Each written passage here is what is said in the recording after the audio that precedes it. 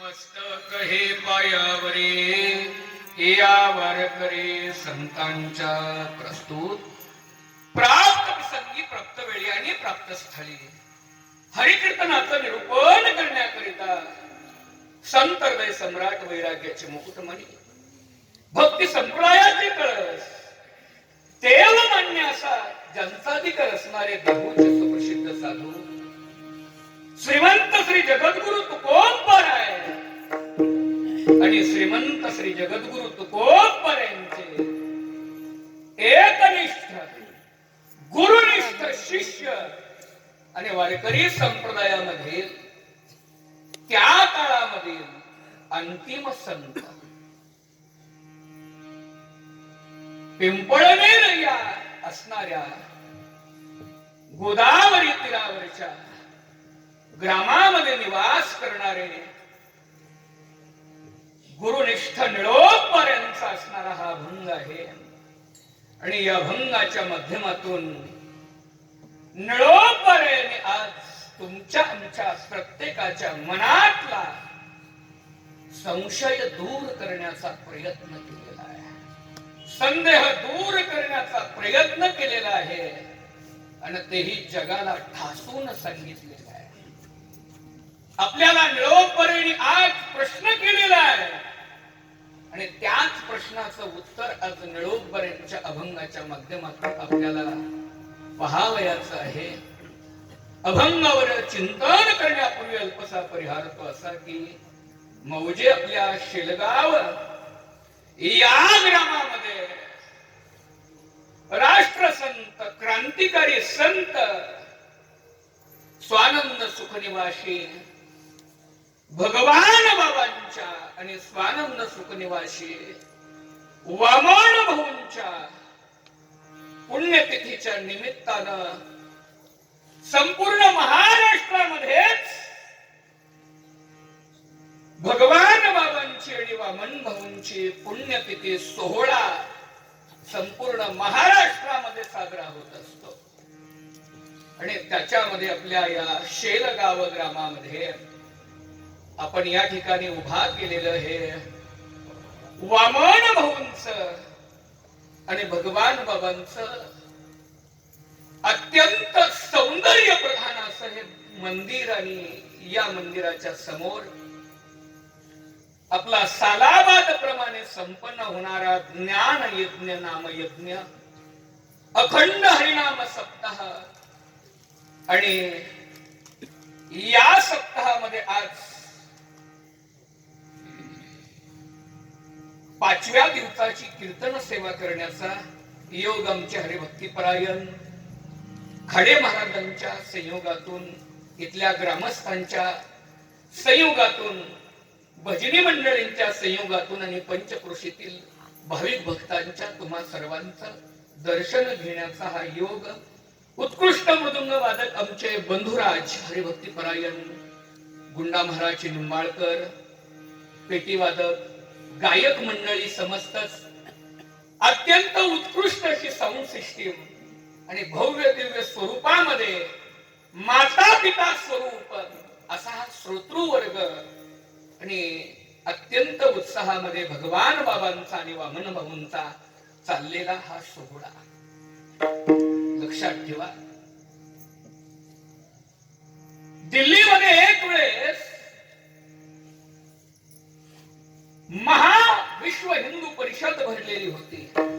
ऐका, दिल्लीमध्ये एक वेळेस विश्व हिंदू परिषद भरलेली होती. एकूण भारत देशामध्ये 28 राज्य आहेत, 39 सगळेजण मिळून काही केंद्रशासित प्रदेश या पद्धतीनं सगळी राज्य आली जातात. प्रत्येक राज्याचा एक प्रतिनिधी दिल्लीच्या महासभेमध्ये बसलेला आहे आणि दिल्लीच्या महासभेमध्ये प्रत्येक प्रतिनिधी आपल्या राज्याचं काय करतोय तर प्रतिनिधित्व करतोय प्रत्येक राज्याचं.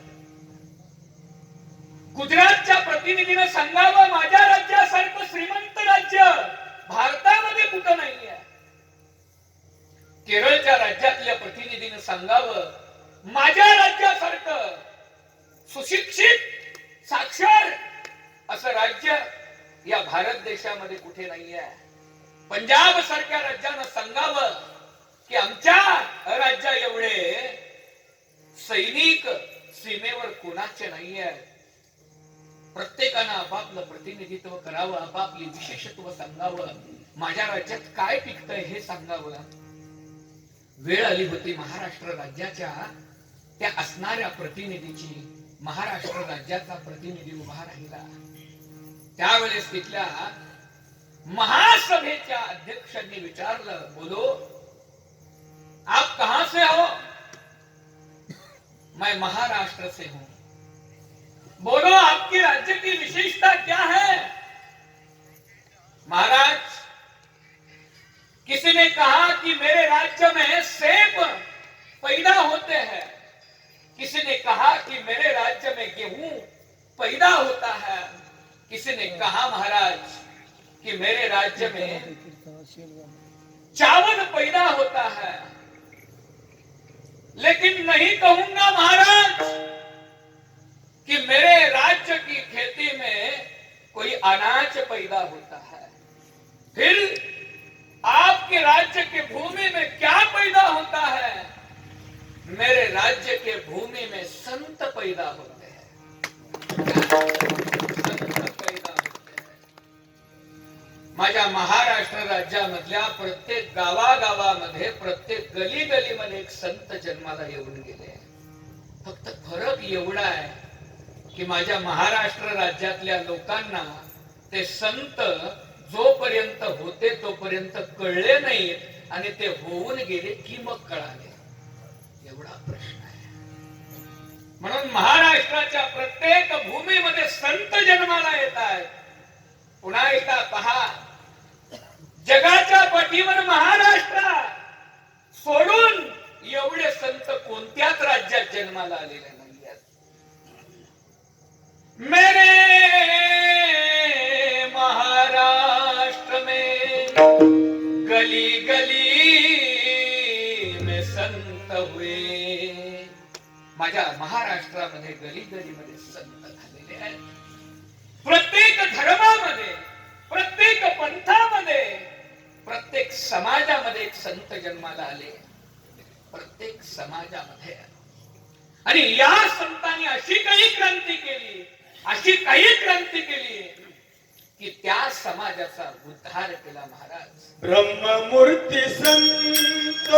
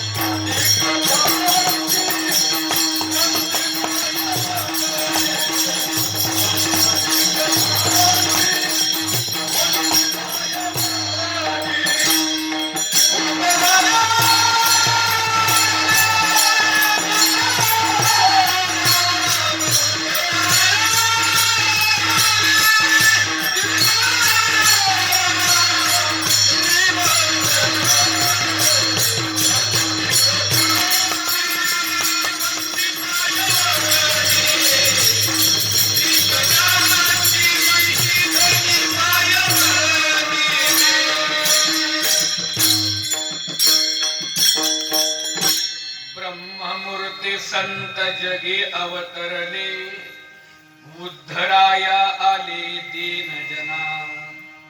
ब्रह्ममूर्ती स्वरूप संत या जगामध्ये अवताराला आले, या महाराष्ट्रामध्ये अवताराला आले.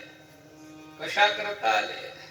उद्धराया आले दीन जना, किंवा जड जीवा, जड जीवांचं, दीन जनांचा उद्धार करण्याकरता ही संत मंडळी आली.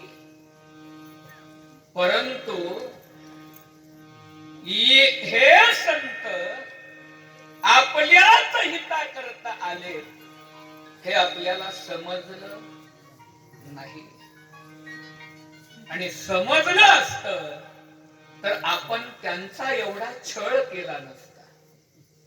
आपण त्यांचा एवढा छळ केला नसता. म्हणून संत आपल्या बरोबर राहतात. सांगून जाईल जाता जाता, सिकंदर बादशाह भारत देशावर चढाई करायला निघाला. प्रत्येक देशावर निघालेला असताना तो त्याच्या गुरुजींना विचारायचा, गुरुदेव सांगा, मी ज्या देशाच्या वर चढाई करण्याकरता निघालोय त्या देशामधून तुमच्याकरता काही घेऊन येऊ.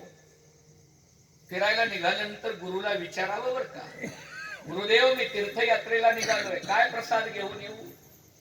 विचारलं राजाला. आणि मग गुरुदेव राजा सिकंदराला सांगू लागले, राजा एक लक्षात ठेव, तुझ्या देशावर चढाई करायला निघालाय त्या देशाचं नाव भारत आहे. त्या भारत देशामधली गंगा पवित्र आहे. राजा मिळाली तर गंगा घेऊन ये. राजा त्या देशामध्ये पवित्र असा धर्मग्रंथ श्रीमद भगवद्गीता आहे, मिळाली तर राजा घेऊन ये. आणि तिसरी गोष्ट, राजा त्या देशामध्ये भरपूर आहे पण तुला मिळणार नाही, मिळाली तर कळणार नाही. तो सिकंदर होता, जगज्जेता होता, ज्याच्या राज्यामध्ये दिवस मावळत नव्हता. ताकदीच्या बलावर, संपत्तीच्या बलावर बोलला, गुरुदेव इस सिकंदर को ऐसी कोई चीज नहीं जो मुमकिन नहीं है. या सिकंदराला अशी कोणती गोष्ट नाही आहे की जी शक्य नाही आहे, सांगा. सांगितलं, राजा त्या देशामध्ये संत राहतात, मिळाले तर संत घेऊन ये. नाहीत मिळणार संत, जरी मिळाले तरी त्याला कळणार नाही. कारण संत कळणं फार अवघड गोष्ट आहे. कारण संत कोणाला म्हणायचं हेच आणखीन आम्हाला माहिती नाहीये. संत साधू कोणाला म्हणायचं? अलीकडे महाराष्ट्रामध्ये, महाराष्ट्र राज्याच्या बाहेर संतांची कंपन्या निघाल्या. काय? संतांच्या कंपन्या निघाल्यात, कॅलेंडर निघालेत, बोर्ड निघालेत, औषध निघालेत, जाहिराती निघाल्यात. अमुक अमुक बाबा संत, दर्शन घेतलं की श्रीमंत. अमुक अमुक बाबा, असे कितीतरी बाबा महाराष्ट्रात नाही जगामध्ये फिरायला लागले. महाराज आम्ही नेमकं कोणाच्या पायावर नतमस्तक आहोत?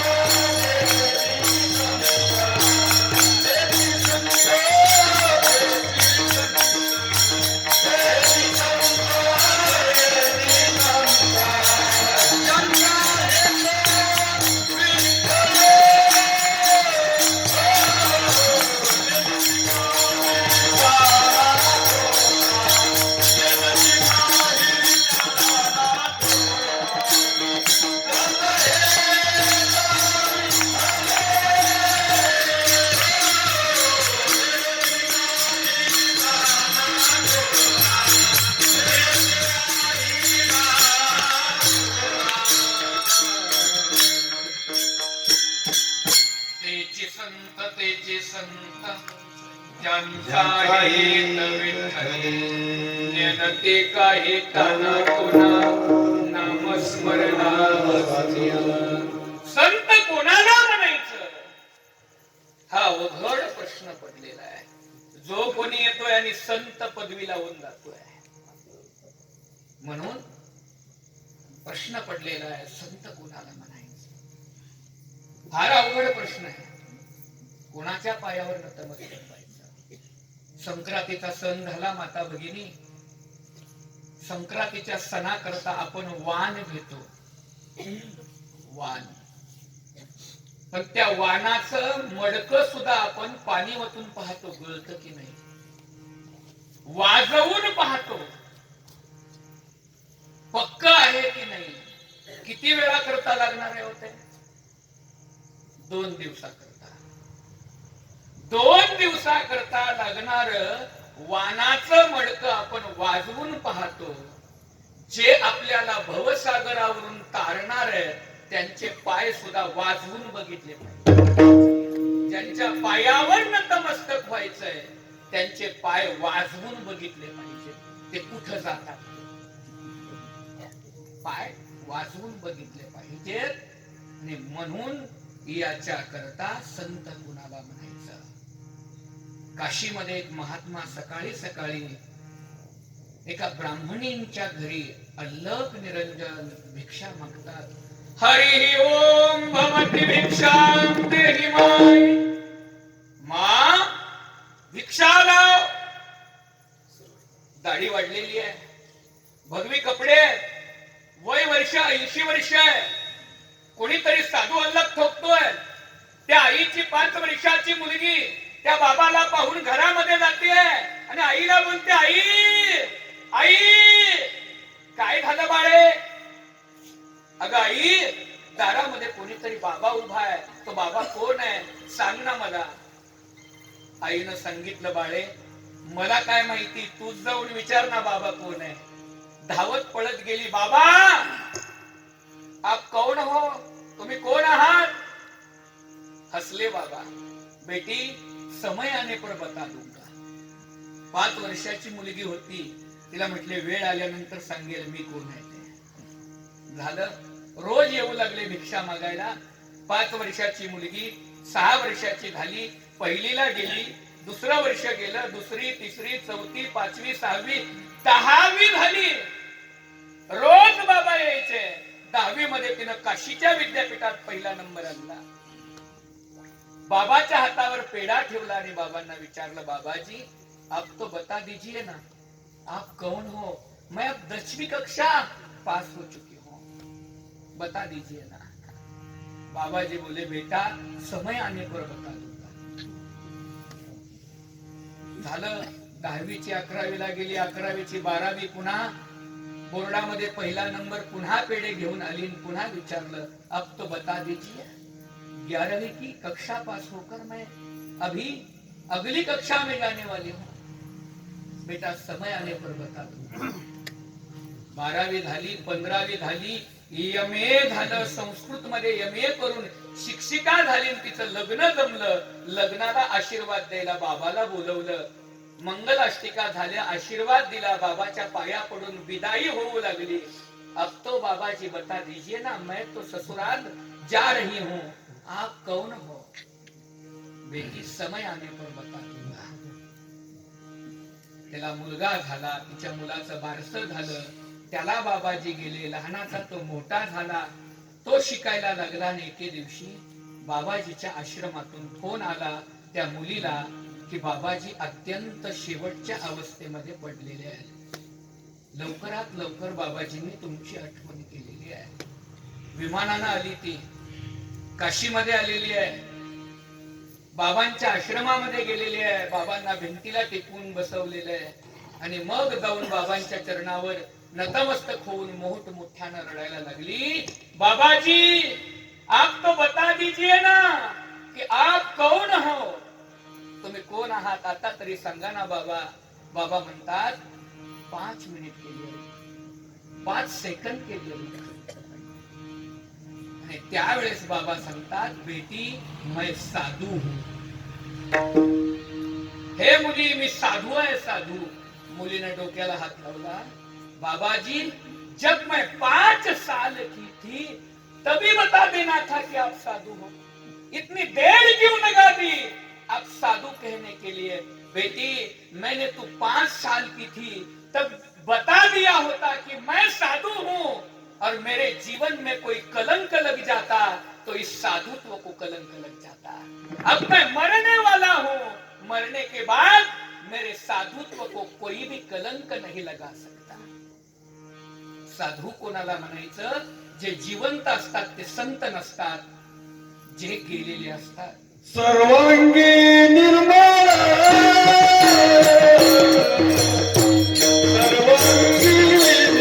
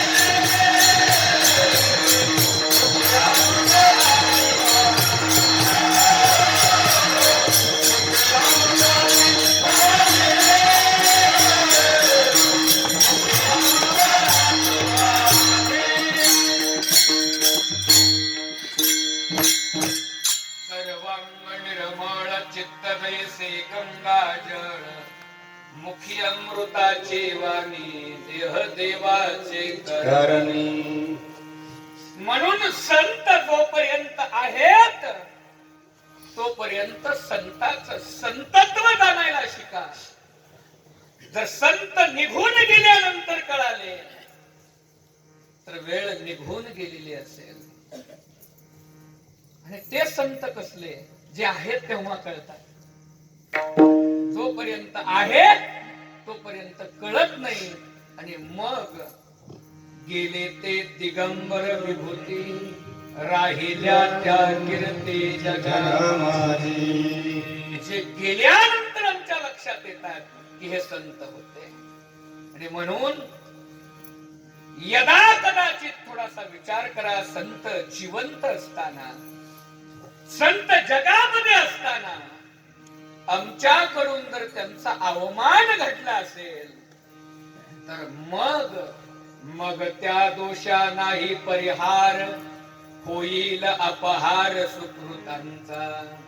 त्या दोषाला परिहार नाही, अनेक जन्मजन्मांतरीच्या पुण्याईचा अपहार होईल, काहीही शिल्लक राहणार नाहीये। म्हणून संत आहेत तोपर्यंत कळून घ्या।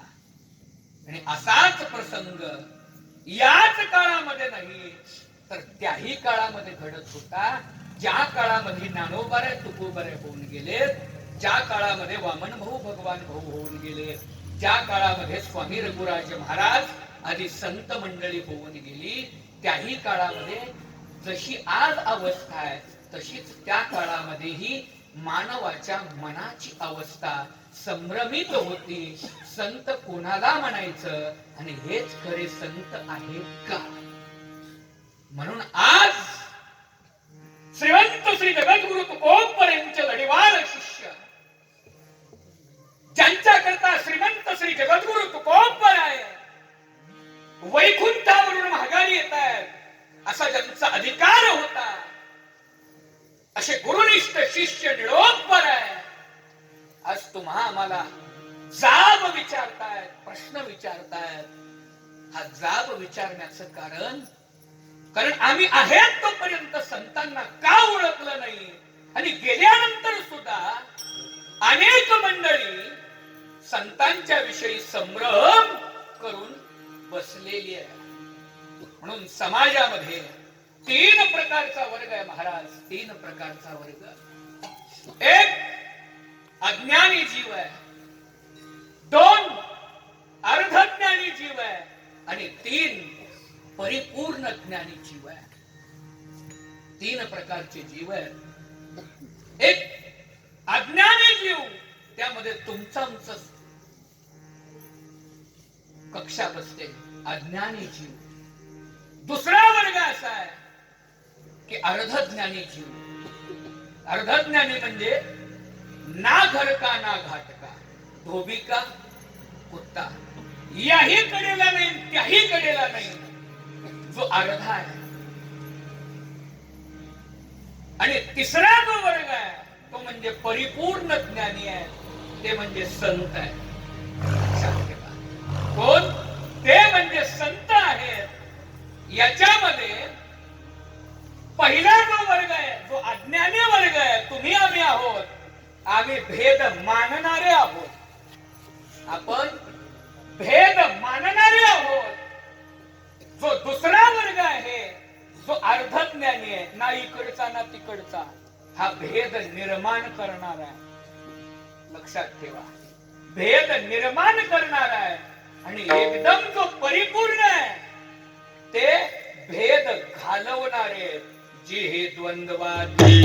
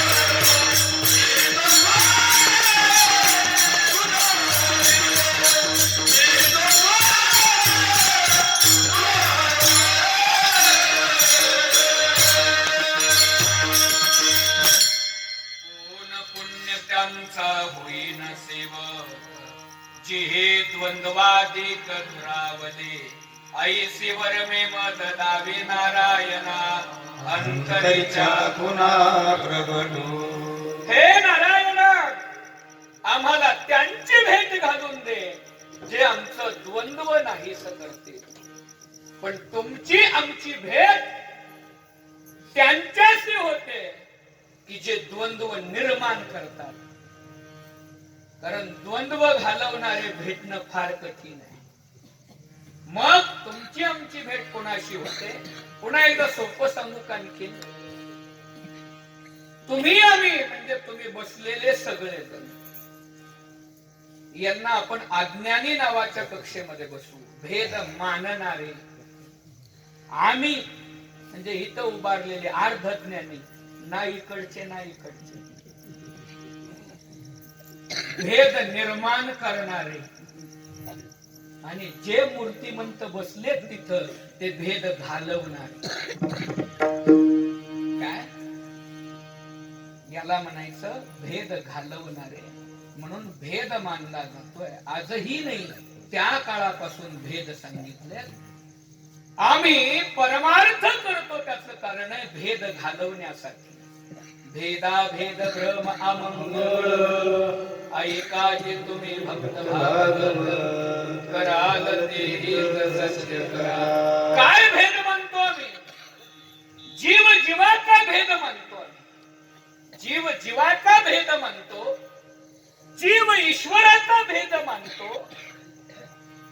पुन्हा ईश्वर ईश्वराचा भेद मानतो, देव देवाचा भेद मानतो, जीव संताचा भेद मानतो, संत संताचा भेद मानतो आणि संत देवाचाही भेद मानतो. हरिहरा